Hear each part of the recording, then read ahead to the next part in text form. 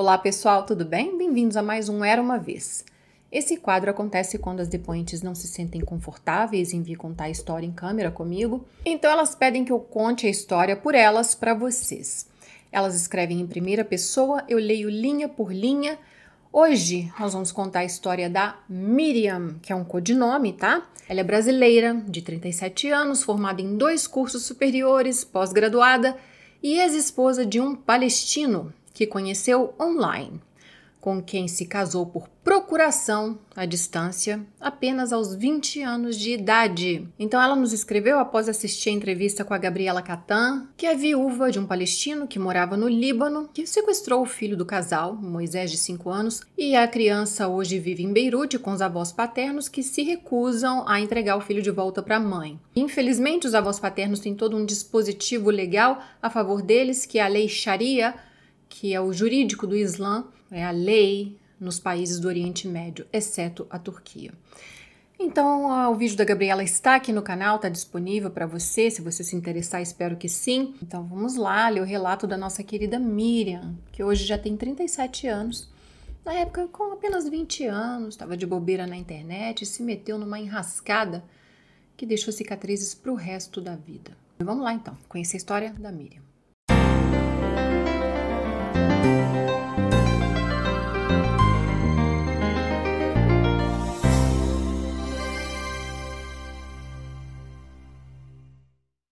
Vamos lá deixar o like, pessoal, muito importante para os provedores de conteúdo, não só o meu canal. Não se esqueçam de dar o like para os nossos colegas também. Estou no TikTok, né? Eu tento levar aquela conta, eu não suporto a plataforma, mas eu estou tentando. Eu tenho uma assistente agora me dando um apoio lá no TikTok. Os cortes são bem legais, porque são curtinhos, dá para você mostrar o trabalho para uma pessoa que tem um attention span aí mais curto. Dani, você tá falando o quê? Não sei, vamos começar, gente. Saudações, Dani, disse Miriam. Gostaria de contar minha história, que também pode servir de alerta para outras brasileiras que acham que estão seguras por serem mais novas do que seus cônjuges árabes ou pela ausência da mãe dos mesmos. A Miriam está tocando em 2 pontos aqui que são pré-requisitos básicos para serem aceitas numa comunidade, numa cultura árabe, que é a noiva ser mais jovem que o homem e ser aceita pela família dele, principalmente pela matriarca, geralmente líder do clã, tá? Então, ela tá falando que mesmo quando foi aceita, será que foi mesmo? Vamos ver, né, Miriam? E por ela ser mais jovem, ela tinha 2 anos a menos que o rapaz, tava tudo certo na cabeça dela. Primeiro que não tava, Miriam, eu já vou começar aqui com você, porque você não é da região, né? Fico alerta também aí pras tias, né, que vivem tomando golpe, mas elas se recusam a dar esse nome para o casamento delas, porque se eles estão dentro de um relacionamento com uma senhora mais velha, brasileira principalmente, é o casamento por conveniência, que vamos chegar nas notas consulares. Mais uma vez, eu vou falar o que o Itamaraty, qual o alerta que o Itamaraty dá sobre esse assunto. Vamos lá, a cartinha da Miriam. Eu nasci e moro em Minas Gerais, eu não vou falar a cidade. Eu conheci meu ex-marido há aproximadamente 15 anos, eu havia acabado de ser dispensada por e-mail do meu primeiro relacionamento, que durou 2 anos. Tinha planos de casar-me na época, eu tinha 20 anos. Ele é brasileiro, do sul de Minas, e nos conhecemos num jogo online. Então, a Miriam já era afeita a relacionamentos online, né? Ela conheceu esse brasileiro num jogo online e ele terminou com ela, ela falou, dispensada por e-mail. Eu nunca consegui me relacionar com outras pessoas. Eu sofria bullying na escola e faculdade. Eu era muito depressiva, tinha tendência a suicídio e, por ser tímida, recorria à internet para conseguir um relacionamento. Eu nunca gostei de boates e festas e sempre fui do tipo conservadora, mesmo não sendo religiosa, sempre optando por um relacionamento sério em vez de casual. Não que conseguisse ter relacionamentos casuais, mesmo se tentasse, eu nunca chamei a atenção de ninguém.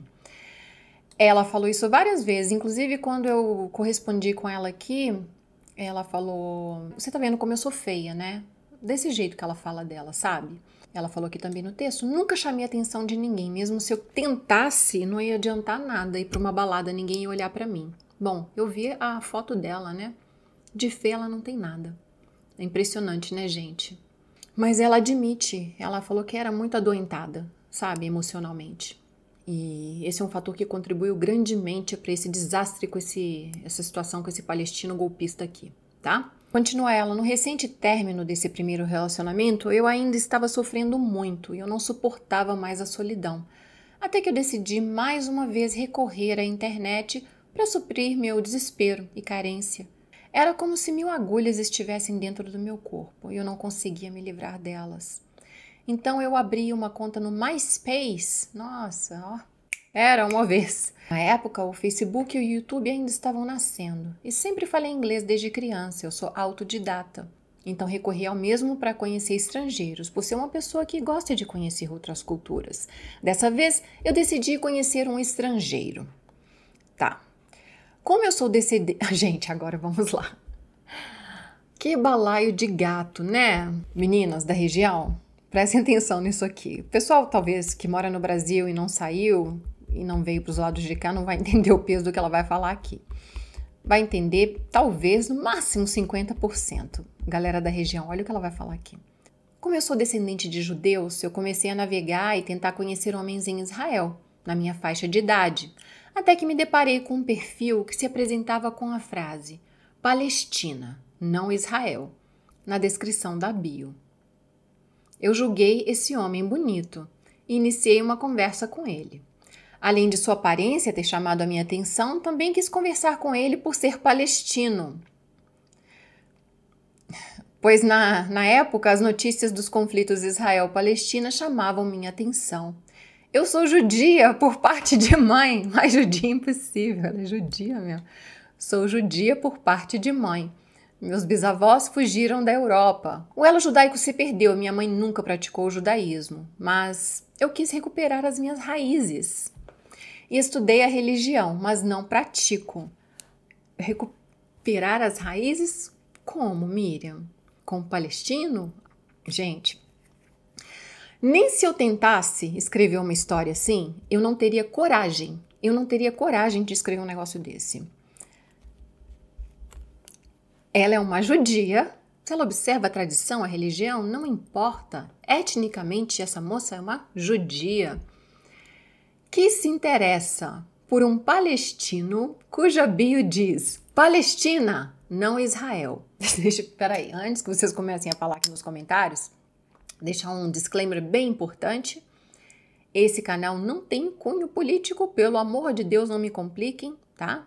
Eu tento ficar fora disso porque senão eu perco o foco do canal, que é a respeito de decisões pessoais e as consequências delas. E nesse caso aqui, eu sem tomar partido, estou só colocando a genética do negócio, a problemática do negócio. Nós temos uma judia não praticante, etnicamente, tanto judia quanto uma judia. Ela é judia. E se interessou por um palestino cuja bio dizia Israel nunca, Palestina sempre.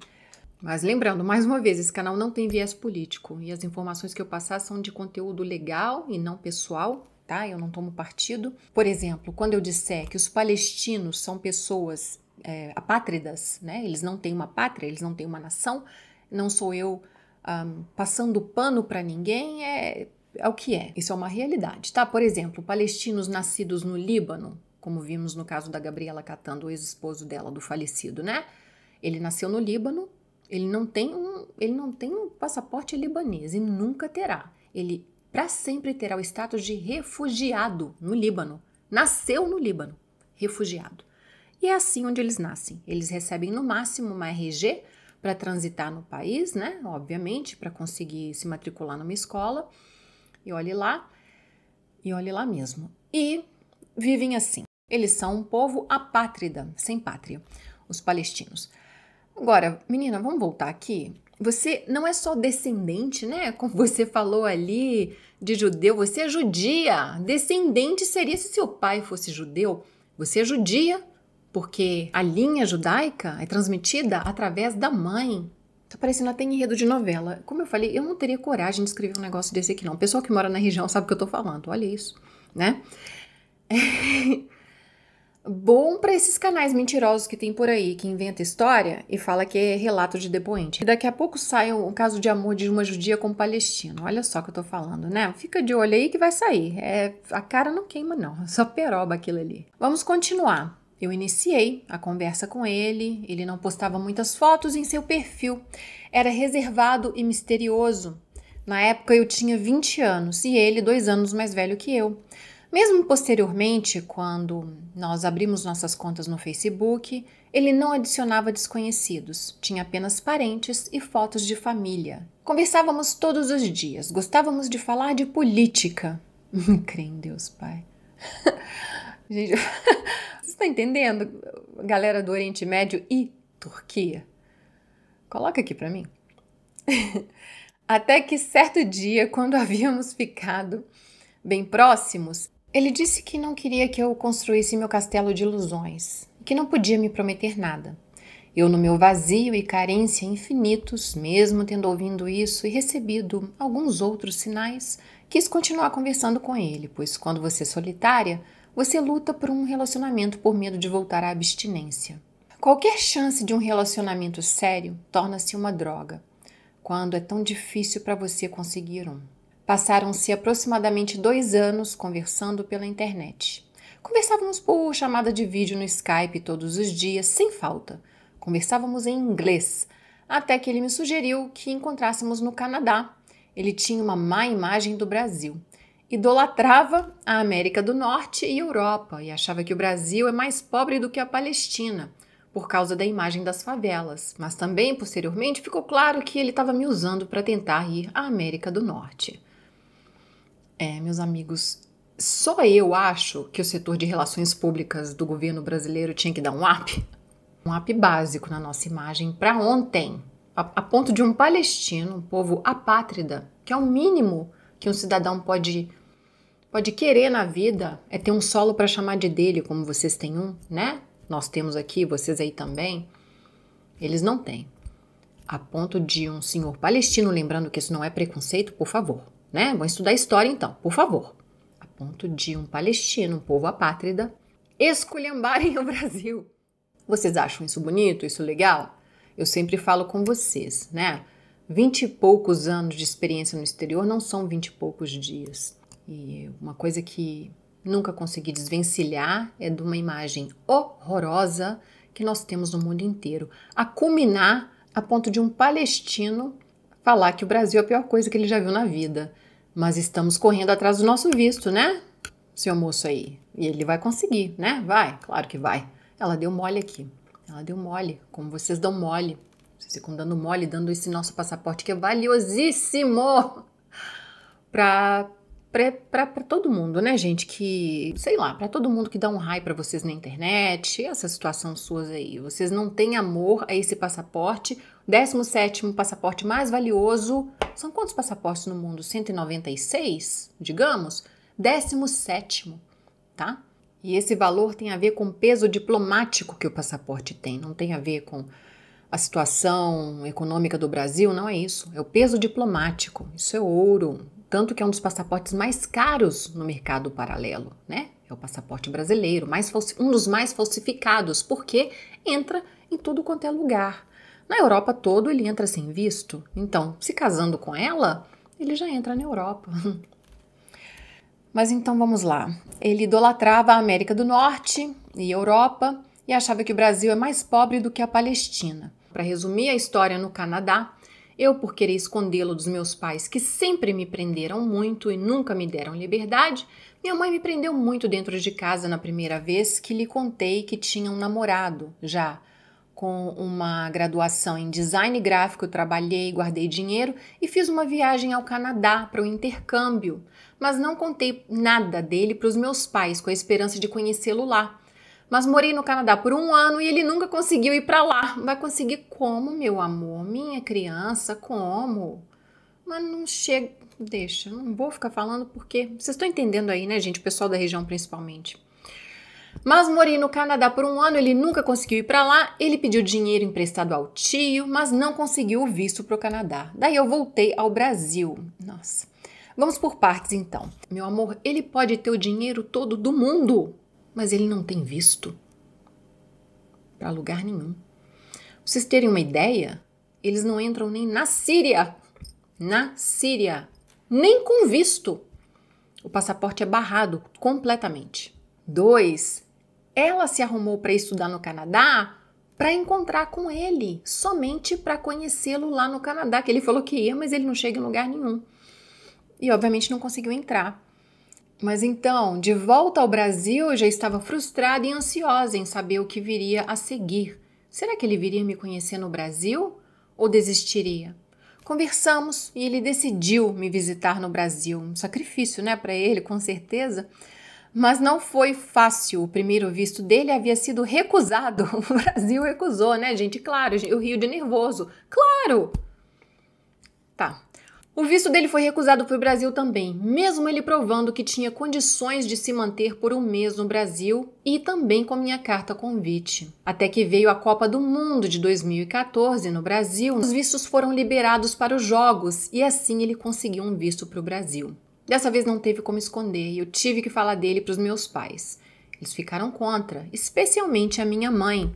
É complicado explicar, Dani, mas não era apenas pelo fato dele ser estrangeiro. Mesmo se ele fosse brasileiro, a minha mãe não teria aceitado. Não é por religião ou tradições, minha família nunca foi religiosa, muito pelo contrário. Mas nunca quis que eu me relacionasse ou casasse. Aconteceu tudo o que eu previ. Ele chegou no Brasil com o dinheiro dele. Alugamos um pequeno apartamento para ele, apresentei ele à minha família e a minha mãe ficou furiosa. Eu precisei lutar muito para ir conseguir visitá-lo. E ele ia ficar aqui no Brasil durante um mês. Peraí, vamos parar um minutinho aqui. Miriam, você falou que seus pais nunca quiseram que você se casasse? Por quê? Eles queriam que você fosse freira? Ou será que os candidatos que vocês apresentavam eram todos falcatrua? Né? Tudo no mulambo? Eles estavam tentando zelar por você.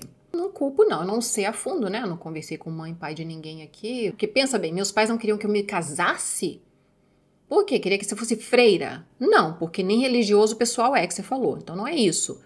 É porque eles não gostavam das pessoas que eles viam associadas a você, né? De repente você não tinha um bom julgamento para escolher seus parceiros. Ah, a vida é minha. É, mas pai e mãe sofrem. A gente não quer ver filho mal. A gente não quer ver um filho sofrer, né? A gente custou tanto para criar, para educar e jogar no mundo para um outro chegar e arrasar com a vida dele, como esse aqui fez com você. A mãe estava brava lá atrás. A mãe tinha razão, né, Miriam? A mãe tinha razão, não tinha? Ela tinha. Mustafa ficou deslumbrado com o Brasil. Ó, gostou, gente. Ao perceber que não era um país miserável como ele acreditava. Olha as relações públicas aí do Brasil, acorda aí, gente, olha essa situação aqui. Ele conheceu a área nobre da cidade e os pontos turísticos e gostou muito, mas como era uma pessoa muito arrogante e invejosa, diz ela, procurava oportunidade de apontar defeitos no país sempre que podia, comparando-o com a Palestina. Por exemplo, para ele era inadmissível o Brasil ter descendentes de europeus e ser mais desenvolvido que a Palestina. Ele só aceitava como brasileiros pessoas pardas e negras. E quando deparava-se com um eurodescendente, ou feições diferentes da parda e da negra, dizia que aquela pessoa não era brasileira. Ou quando descobria que alguém tinha ascendência árabe ou judaica, ele dizia que aquela pessoa não era brasileira. Tá, então o senhor aqui, quando ele via um branco, ele falava, não, esse aqui não é brasileiro. Quando via um negro e um pardo, ele falava aqui, ó, esse Miriam é brasileiro. Entendeu? Esse aqui é brasileiro. Ela não, meu querido, somos todos brasileiros, independente da sua cor de pele, textura de cabelo. Não, os brancos não são brasileiros. Próxima questão. Ele falava assim, né? Então, ele ficou por um mês no Brasil. Fez muitos contatos e amigos árabes na mesquita. Ele voltou para a Palestina, fizemos planos dele morar no Brasil, mas ele não conseguiu mais visto. Não conseguiu mais visto? Mas a República das Bananas, um país horroroso, não quis mais dar visto para ele. Ele conseguiu lá atrás, né, gente, com os vistos liberados para a Copa, mas depois disso ele não teve mais sorte. Então eu tive que recorrer ao casamento por procuração. E contra a vontade dos meus pais, nossa, e contra a vontade dos meus pais, casei-me com ele. Só então ele conseguiu retornar ao Brasil. Gente, se vocês tivessem ideia da quantidade de brasileiras que se casam por procuração, sem nunca ter conhecido o indivíduo, essa aqui pelo menos conheceu uma vez, ele teve em Minas, né? Notas consulares, vamos chegar lá, a ponto do Itamaraty ter que soltar nota de alerta. Isso é uma coisa muito complicada, muito delicada de fazer. Você, né? O que é o corpo diplomático de um país não pode falar não se case com o indivíduo do lugar tal. Quebra a diplomacia isso, é muito sério. E eles fizeram. O Itamaraty fez isso. Para vocês notarem a gravidade do problema. Por quê? Olha o peso que é um casamento civil.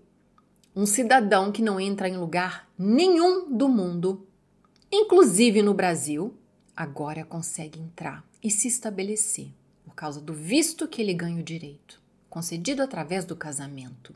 Prestem bastante atenção para quem vocês estão dando visto por aí, sorteando esse passaporte que vale ouro. Prestem atenção. Não somente por uma questão pessoal, por uma questão de segurança nacional nossa também. Porém, continua ela, antes da segunda volta dele ao Brasil, ele foi aprovado em um emprego público na Palestina. E a partir daí, ele me visitaria uma vez ao ano e ficaria 3 meses, que era o período de férias dele. Nossa senhora, férias de 3 meses? Gente, é um negócio, vocês estão vendo que começou por aqui, já desandou, né? Olha aqui. Assim que ele conseguiu o visto para o Brasil, que ele pode entrar e sair a hora que ele quiser, ele falou que ia visitá-la uma vez por ano. Aí passaram-se 9 anos nessa rotina. 9 anos nessa rotina. Ele indo ver a esposa uma vez ao ano. Passaram-se 9 anos nessa rotina. Ele era muito afetuoso, mas também havia momentos em que eu percebi o quanto ele era frio. E posteriormente também descobriria que ele era um sociopata. Tá, gente, vocês jogam esses diagnósticos por aí, né? Sociopata, narcisista, quando fazem más escolhas na vida. Me parece, não sei vocês que estão assistindo, usem os comentários, né, se discordarem de mim, claro, mas me parece que é uma maneira de você se isentar da sua culpabilidade, né, da sua parcela de culpa aqui, que ninguém pôs uma arma na sua cabeça para pegar visto seu. Você o concedeu de livre e espontânea vontade, na bobeira. Ah, ele é um doido, ele é um maluco. Bom, tem vários malucos nessa história. Me perdoa, minha linda, mas não é? Nós temos uma situação muito complicada, uma região extremamente conflituosa de pessoas que querem insistentemente sair de lá, fariam o possível e o impossível para sair de lá, eles não conseguem. Eles não têm abertura em lugar nenhum do mundo. Acha uma que dá esse visto para ele, e se ele pelo menos honrasse esse compromisso, que mesmo que fosse falso da parte dele, ele só quer realmente ter uma vida melhor, uma vida estável, né, num país estável, num país sem guerras, num país sem conflitos com seus vizinhos, sem bomba passando dia, noite e dia, civis morrendo de um lado, de outro, né? Nós sabemos o que é, vamos lá. Se ele pelo menos honrasse a parte dele, você aceitou, mas não. Ele sacaneou com você, do começo ao fim, a gente vai chegar lá, tá, gente? Aí você me joga, é um psicopata. Não é não, minha filha, ele é um golpista de visto e você deu mole, tá? Se todo golpista é um sociopata, eu deixo para as especialistas, né? Mas o meia-culpa de vez em quando é bom, né, Miriam? Nesses 9 anos, nessa rotina de vê-lo uma vez ao ano, fizemos amizades na mesquita. E eu comecei a ouvir muitas histórias trágicas com brasileiras que acabaram mal. Em uma delas, um árabe casado com uma brasileira era motorista de Uber e saiu no jornal por ter assediado várias passageiras. Isso chegou aqui para mim. Eu acho que eu entrevistei alguém. Não sei se era amiga dela, não sei se foi ela mesma, tá aqui no canal. Então, ele era motorista de Uber, saiu no jornal por ter assediado várias passageiras. Também ouvi uma história que um árabe veio com a sua esposa, árabe também, deixou-a dando à luz no hospital e foi para a balada se divertir. O tempo passou, todos os dias ele saía de dia e retornava à noite. Ele saía com os amigos árabes e me deixava sozinha em casa. Então, nessa pequena passagem dele anual aí, ele ia um ano, a cada ano te ver, ele ainda não ficava com você. Ele saía para a rua com os amigos da mesquita. Eu desaprovava e por vezes brigávamos, mas ele não se importava e continuava saindo do mesmo jeito. Eu chorava sozinha todos os dias. Então vamos à nota consular? Pela quantidade, como eu falei, de mulheres brasileiras que fazem essa besteira que ela fez aqui, caindo no tal do golpe do noivo, o nome da nota consular, golpe do noivo.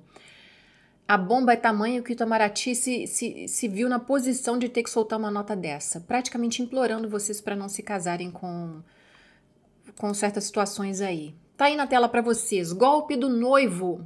Comunicado às brasileiras, ao gênero, às brasileiras, não é aos brasileiros, não, é a mulherada mesmo, né?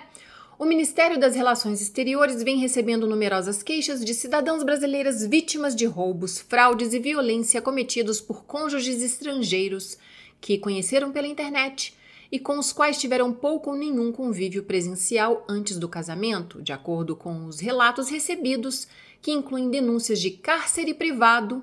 É frequente nesses casos que os maridos estrangeiros mudem completamente de comportamento logo após a formalização do matrimônio, tornando-se agressivos e manipuladores ou interrompendo repentinamente o contato com as vítimas após obterem o visto de permanência no Brasil. Têm sido recebidos vários relatos de algumas embaixadas do Brasil, sobretudo nas regiões do Oriente Médio e do Norte da África, sobre aumento do número de solicitações de vistos permanentes por motivo de casamento e reunião familiar entre nacionais brasileiras e cidadãos africanos, árabes e de nacionalidades diversas. Está aí mais uma vez a nota consular, que é uma nota de prevenção, pedindo para você não fazer isso, porque depois que você faz, depois que você se casa, o cidadão estrangeiro tem o direito ao visto, ele tem direito ao seu passaporte. E depois que ele consegue o que ele consegue, ele pode fazer o que quiser com você. E nada nesse mundo vai expulsar esse homem daí. Vocês arrumam confusão com eles aí, eles com vocês, eles param de trabalhar, não querem saber, dão perdido, como esse começou a dar nessa moça aqui, sair para beber, usam drogas, não sei o que, eles se veem num país livre e eles não sabem o que fazer com isso. Aí vai a senhora lá na delegacia das mulheres, aí vai pedir um Maria da Penha e vai na delegacia normal. O que acontece? Que eles falam com as senhoras, não é? Tá, registra, pode registrar aqui. Ele vai para onde? Para casa do tio Ali? Para onde que ele vai? Eles mandam ele de volta para casa da senhora depois, né? Que leva 2 porradas e meia depois, com perdão, né? Com perdão de tudo. Aí que você vê o couro queimar bravo mesmo depois que eles voltam para casa. Isso para as que têm coragem de dar queixa, né? Porque a maioria não tem. É muito perigoso. Porque não tem para onde mandar esse homem. Vai mandar para onde? Gente, vamos lá. Nesses 9 anos, porém, eu não quis ter filhos com ele, apesar das suas insistências e tentativas à força. Graças a Deus não temos uma Gabriela Catã aqui, né? Então, não temos um filho no meio disso que já estaria perdido por algum lugar do mundo aí, sequestrado pelo pai. Porque vocês viram, né? Ele queria o visto, não queria ela, ficou muito claro. Assim que ele chega no Brasil, ele dá o perdido nela, ele não está interessado nela, ele queria o visto, tá muito claro pra gente aqui, assim como é claro pro Itamaraty, pra ele poder soltar uma nota dessa, mas eu quero o filho pra dar ali, né, o prego naquele caixão, eu preciso desse filho também. Diz ela que teve até tentativas à força, mas ela não engravidou, graças ao bom Deus, e também o atrapalhei em conseguir o passaporte brasileiro, pois eu passei todo o casamento desempregada. Sempre estudei muito, falo inglês, espanhol, tenho vários certificados em várias áreas, 2 graduações, uma pós-graduação em TI, mas Dani, eu mandava currículos todos os dias e nunca tive sucesso em conseguir um emprego.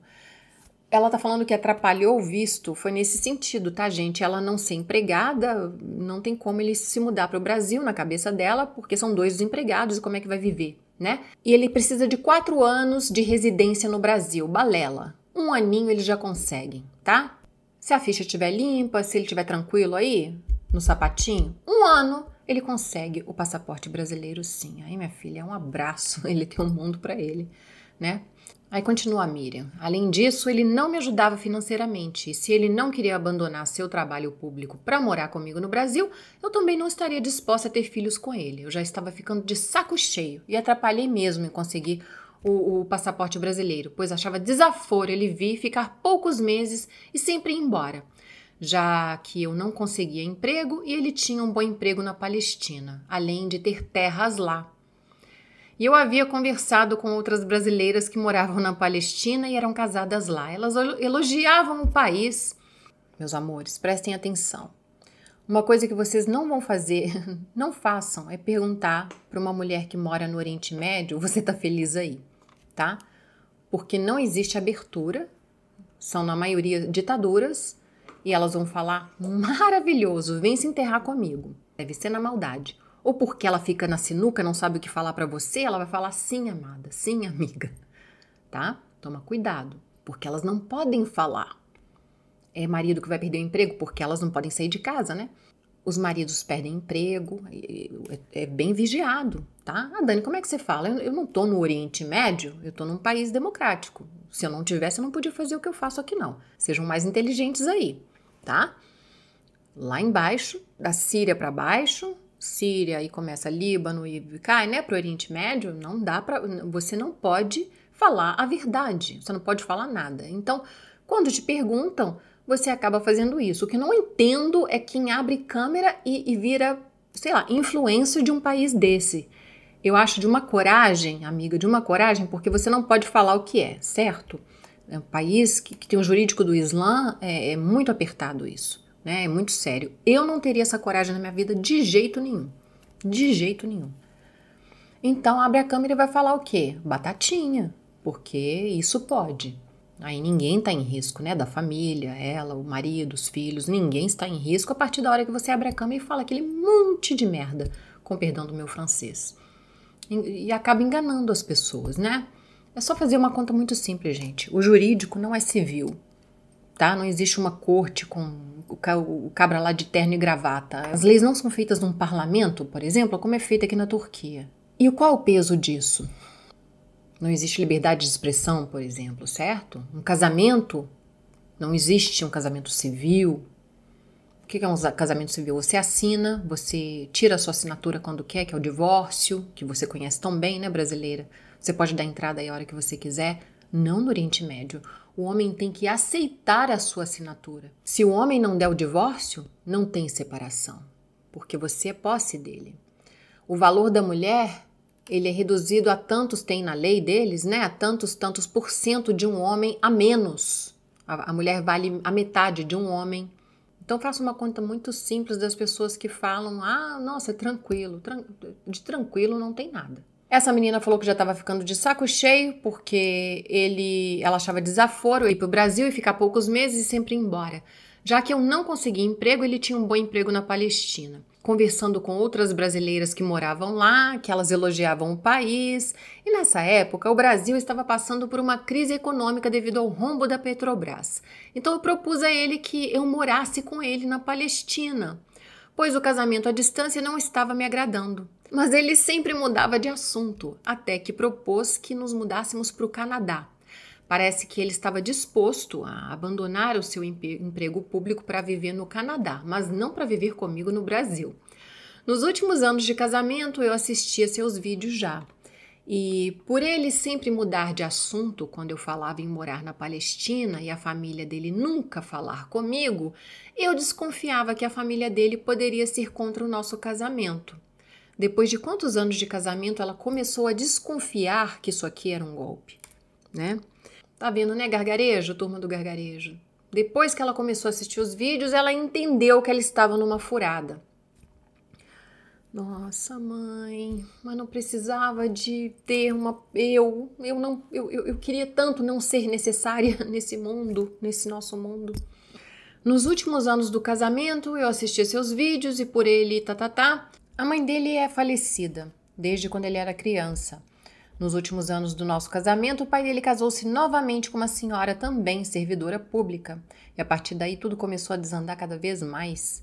Ela nunca falou comigo, mas uma fonte me contou que a madrasta do meu marido estava armando para destruir o nosso casamento. E as irmãs dele também eram contra o casamento. Ela me contou também que a madrasta armou para deixá-lo sozinho em casa com as primas dele. Gente, nem a arnica sobrou pra Miriam, né? Nem a arnica! Não deram nem a honra dela passar a arnica na perna dessa véia aqui. Que é pra isso que elas prestam, né? Abrem a câmera, falam que tá tudo lindo. É isso que acontece. É a galera do porão da arnica. Esse aqui pegou o visto dele por FedEx e saúde a todos. Ai, Miriam.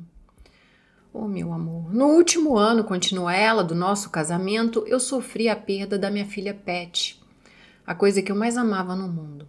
Eu desci ao inferno, entrei em depressão e no mesmo dia meu marido desapareceu. Não atendia mais minhas chamadas e não respondia mais minhas mensagens. Algo que ele jamais havia feito antes. Quando eu mais precisei dele, ele desapareceu por uma semana. Isso foi suficiente para irar-me e desconfiar que havia algo errado. Nossa, ela tá desconfiando agora, né? Não sejam a Miriam, tá, gente? Se ela está relatando, ela tá pondo a cara a tapa, né? Aqui, mesmo sob um pseudônimo, mesmo não estando em câmera comigo, isso é muito duro. Ela vai ler coisas muito duras nos comentários, que eu sei, de mim. Ela está se colocando aqui para Cristo para dar o exemplo para vocês, para deixar esse alerta. Foi inclusive o que ela falou no início do e-mail dela. Eu estou escrevendo para tirar esse peso do meu coração e deixar o meu alerta. Não sejam a Miriam. Desconfiou muito depois da prorrogação, né? Depois do pênalti, a Miriam ainda está desconfiando. Foi quando ele parou de atender completamente as ligações dela. Olha a notinha consular, cadê? Vamos voltar? Vamos, porque eu sou chata mesmo. É frequente que os maridos estrangeiros mudam de comportamento após a formalização do matrimônio, tornando-se agressivos, manipuladores e interrompendo repentinamente o contato com as vítimas. Da onde o Itamaraty tirou isso aqui? Dos seus e-mails chorosos para eles, tentando denunciar esses cabras. 1, 2, 3, não, 1000, 3000. Para soltar nota? Tem que ser, muita coisa. Então vamos lá. Após uma semana desaparecido, ele apareceu uma vez. Aparecia de vez em quando, falava comigo por videochamada, como costumava fazer todos os dias. Depois desaparecia novamente, por mais uma semana. Eu perguntava por quê, e ele sempre mudava de assunto, dizendo que não tinha nada de errado, até que eu também passei a ignorar as suas raras mensagens. E por fim, minha fonte entrou em contato comigo falando que ele havia se casado no país dele e que tramou todo esse tempo para cima de mim. Me mostrou as fotos dele com a esposa e do casamento deles. Ele deu vários presentes para ela, inclusive um carro de luxo. Roubou o iPhone do irmão mais novo. E deu para ela. Tudo para se exibir e mostrar aos parentes e ao vilarejo que ele tinha muito dinheiro, ao passo que sempre me deixou passar dificuldades no Brasil. A fonte me contou muitos absurdos que ele fez. Ele disse para todos no seu vilarejo que eu sou muito mais velha que ele e que eu tinha já filhos de outro relacionamento e que eu só aceitei me casar com ele por dinheiro. Olha, para ele ganhar a nacionalidade brasileira, que foi um acordo que eles fizeram. Das tias aí, né, tias? Tudo bem. Essa mulher velha, cheia de filhos, tá vendo o que eles falam lá? Ele contou essa lorota, apesar que o caso dela é outro. Mas falou, ela é velha, tem filho, já passou da situação. É um acordo que a gente fez. Eu entro com dinheiro, porque eu tenho muito dinheiro, e ela me deu visto. Eu a sustento e ela me dá um visto. Ele contou isso lá no vilarejo, tá? As pessoas na cidade dele, então, começaram a falar o quanto tinham nojo de mim e o quanto eu não valia nada por ter me casado com ele por dinheiro. Mas ele ganhou um visto. Vamos supor que isso aqui fosse verdade, que é a verdade mesmo, né? De 90% delas que tem mais idade que eles e tal, porque é um acordo, na cabeça delas é um relacionamento, é um casamento. Não é, né? O Itamaraty falou ali que não é. E se fosse? Beleza. Não tem criança aqui não, ninguém é criança aqui não. É um acordo que seria interessante para ambas as partes. É igual o velho babão que casa com essas meninas novinhas aí. Ela entra com a juventude, com a beleza e ele com o dinheiro, certo? O filho não tem visto para entrar em lugar nenhum, nem na parte de cima lá do país dele, né? Que você sabe onde eu tô falando. Não tem, certo? Entra com alguma coisa, camarada. O vilarejo está praguejando a menina por causa de quê? Ele ganhou um visto. Eu tô falando. Dani, você não tem ideia do choque que eu senti naquele momento. Também fiquei sabendo que ele roubou o dinheiro do pai e dos parentes dele, porque ele ama o dinheiro acima de tudo e sonha em construir um negócio às custas dos outros e ficar rico. Ele também obrigou seu irmão a assinar e dar suas terras para ele. Ouvi histórias tenebrosas do caráter dele que eu nunca imaginei que ele seria capaz. Gente, vamos ao retrato falado, né? Tem aqui a foto da nossa querida Miriam. De feia não tem nada. Você repetiu tantas vezes pra mim, né, meu amor? Que você é feia, que o bullying que você sofria é porque você era feia e tímida. E toda descompensadinha, você falou, né? Eu vi sim na foto uma menina tímida, mas muito bonita, né? Ela me lembrou aquelas meninas de K-pop, sabe, coreano? Ela não é asiática, mas ela tem aquele feitio, aquele jeitinho mignon, com os traços finos, uma menina muito bonita. Ela me lembrou aquelas meninas. E o cidadão aqui tem a foto dele com a atual esposa, né? A mulher é luxo puro, a Palestina, né? Luxo puro. Olha o hijab pura seda dessa mulher aqui. E não entrava um centavo de real aí pra você, né, filha? E esse homem tira dinheiro da onde também? Que emprego era esse que ele tinha, será? Isso aí lá naquela época, né? Esses dois estão na Palestina no momento, né? Aí, vamos saber separar as coisas, que eles estejam bem. Não estão, né, gente? Não vamos florear, eu não vou pesar nada agora. Esperamos que eles, até o final dessa empreitada aí, dessa situação lá no Oriente Médio, todo mundo saia vivo. E seus familiares também. Vamos separar as coisas.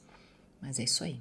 Por fim, dei entrada no divórcio e dei queixa dele à Polícia Federal de que era um golpista e para impedir qualquer possível tentativa dele conseguir o passaporte brasileiro às custas do nosso casamento. Porque ele tinha o visto, mas ele não tinha o senhor passaporte ainda não. Então o que ela fez? Foi na Polícia Federal, deu parte dele e também para evitar que ele engane outras brasileiras. Ele veio ao Brasil para tentar conversar comigo, já que eu não respondia mais suas mensagens. E aí revelou seu lado violento, que até então ele nunca havia mostrado. Chutou meu portão várias vezes, querendo falar comigo, berrando lá embaixo, insistindo que me amava e que não podia viver sem mim. Após conversas com os amigos árabes no Brasil, ele entendeu o quanto o passaporte brasileiro é valioso. Desculpa. Aí ele entendeu o quanto o passaporte brasileiro é valioso e passou a fazer questão dele. Então, esse pedido de arrego dele aí no portão da casa dela não podemos perder essa janta, né? Esse passaporte, porque era a passagem dele realmente para outro lugar. Eu precisei chamar a polícia, pois ele não parava de me ligar e chutar o meu portão. Só então ele foi embora. Dei queixa também na delegacia da mulher, pois eu tinha muito medo de ser seguida. Porém, a delegacia da mulher não iria registrar a queixa enquanto não ouvisse a versão dele dos fatos pessoalmente. Me senti patética, até porque ele nem fala português e a delegacia da mulher não fala inglês. Daí eu deixei a queixa para lá. A Polícia Federal aceitou sim minha queixa contra ele e disse que, com base nela, poderia sim anular qualquer possibilidade dele conseguir o passaporte brasileiro. Porém, nada fez e emitiu posteriormente a pedido dele.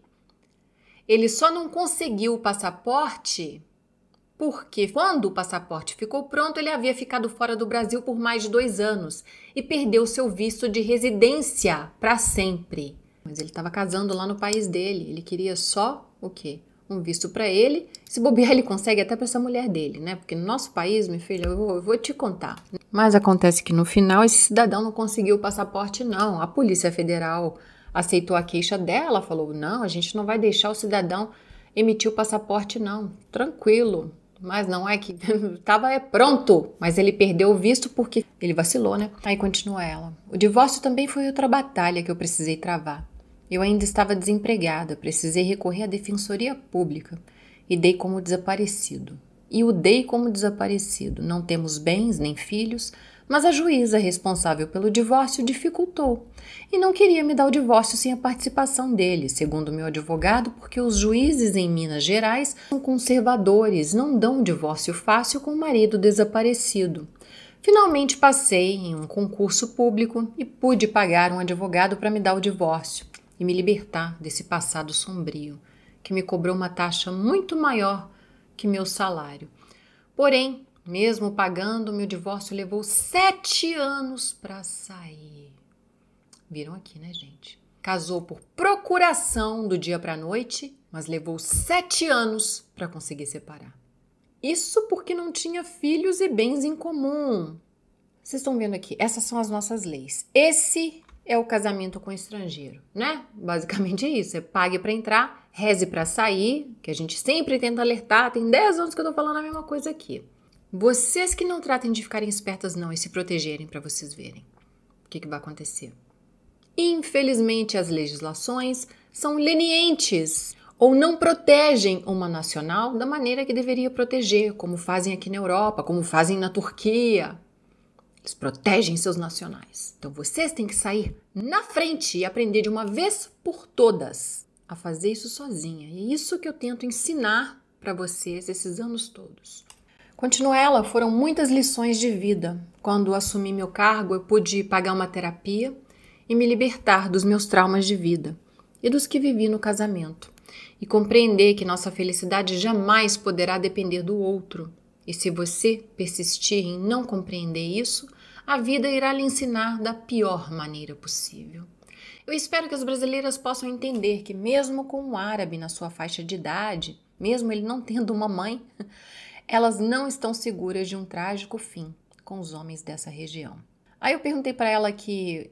E os amigos da mesquita, hein? Você contou para eles o que esse rapaz fez com você? Teve algum feedback? Ela disse: eu só frequentava a mesquita quando ele vinha ao Brasil me visitar. Eu contei o que ele fez a algumas amigas brasileiras esposas de árabes, as mesmas que falaram que é tudo maravilha. É isso? Um dos amigos mais próximos dele fez contato comigo aproximadamente um ano atrás, a pedido dele, insistindo que ele queria resolver as coisas. Olha, ainda me presta... Não, gente, eu não vou falar mais nada, não.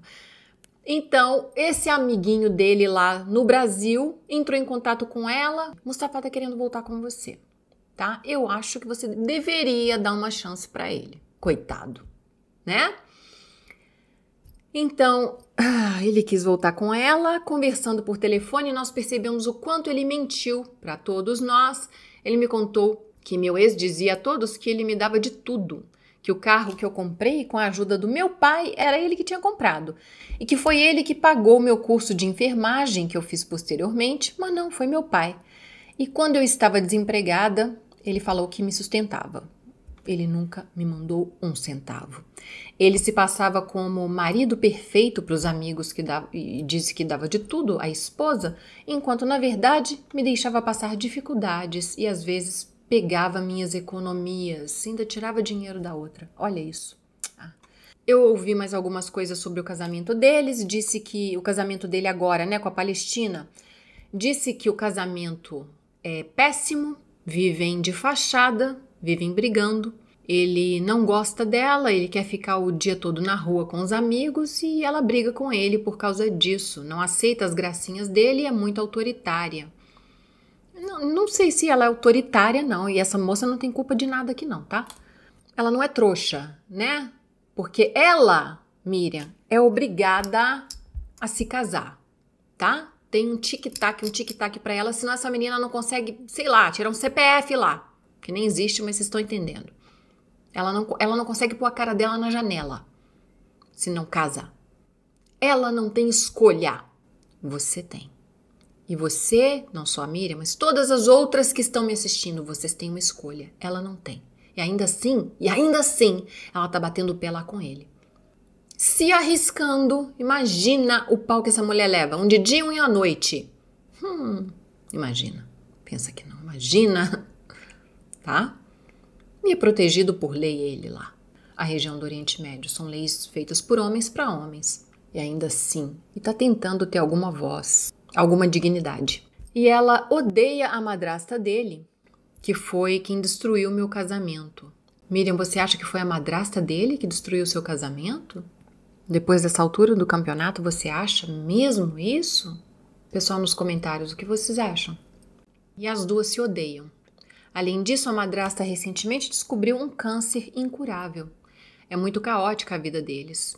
Me disse que os dois estão na Palestina, apesar do sonho do meu ex ainda ser morar na América do Norte. Nossa! Mas agora ele está preso lá. Mais uma vez, reiterar aqui os desejos de boa saúde para esses dois, tá, gente? Não tá fácil para ninguém, não. Não tá fácil para ninguém ali, não. Nenhum dos dois lados, não tá fácil, tá? Aí eu perguntei para ela, como você tá hoje? Se casou, tem filhos? Eu tô bem. tô bem sim, o divórcio só saiu esse ano, eu tenho 37 anos, eu não quero ter filhos, nem me casar novamente. Eu escolhi ficar sozinha e fazer terapia. Quanto aos filhos, eu sempre fui muito prudente. Se eu não tenho condições de dar uma vida boa a eles, eu não quero ter. Mas hoje eu não sinto vontade alguma de ter. Não me atrai. Veja o problema que eu evitei, RS. Miriam, eu queria te agradecer muito, tá? E te pedir perdão por alguns momentos aqui desse e-mail. E te agradecer muito por você ter exposto a sua história dessa maneira. E tentar juntar a voz comigo aqui para passar o seu recado. Qual é o recado dela, gente? Usem os comentários, vocês são sempre bem-vindos aqui nos comentários. Espero que tenham entendido a peleja dessa moça. Ela era muito jovem na época, eu vou dar esse desconto para ela sim, não tem como não dar. Ela tinha 20 anos só, rebelde porque o mundo quis assim, né? Com problemas emocionais, pelo que eu entendi, sofria bullying na escola. Ela, muito tímida, disse que era muito feia, não acho, mas se ela acha que ela é feia, gente, quem sou eu, quem é você para achar essa moça bonita, né? Ela não tem nada de feia, ela realmente parece uma menininha daquele K-pop, aquelas cantoras de K-pop. Ela tá hoje aqui falando com vocês, gente, não entrem nessa onda que vocês vão se ferrar. Ela com 37 anos resolveu não se casar, não ter filhos. Aí é com você, né, Miriam? Você é jovem, 37 anos, é com você. Não tem nada terminado, né, na vida, não.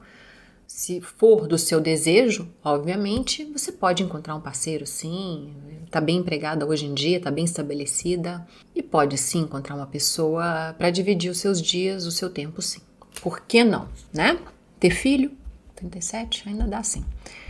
Mas aí é com você, tá, minha linda? Muito obrigada mesmo. Você é uma querida, tá? Muito educada. E as nossas correspondências foram muito legais. Ela é muito triste, tá? Dá pra perceber o tanto que ela é triste, traumatizada, magoada. Esses seus 20 anos aí que rebelou lá contra papai e mamãe, quando eles falaram com você, Miriam, não faz isso não. Você vai acabar com a sua vida, minha filha. Gente, se a gente fala, nós pais, se nós falamos com vocês, é porque a gente tem um mínimo de responsabilidade e de amor por vocês, um mínimo. Porque fazer filho não é só sair jogando e dar colégio, comida, natação, e inglês e tudo. Não, isso aqui é o certo. Você tem que direcionar essa sua criança, esse seu adolescente, ela pós-pubescente aqui, né? Tinha acabado de sair da adolescência, uma jovem adulta vai falar sim. E ouçam. Mas é isso aí. No mais gerais, vejo vocês nos comentários como sempre. Eu espero essa história ter ajudado alguém.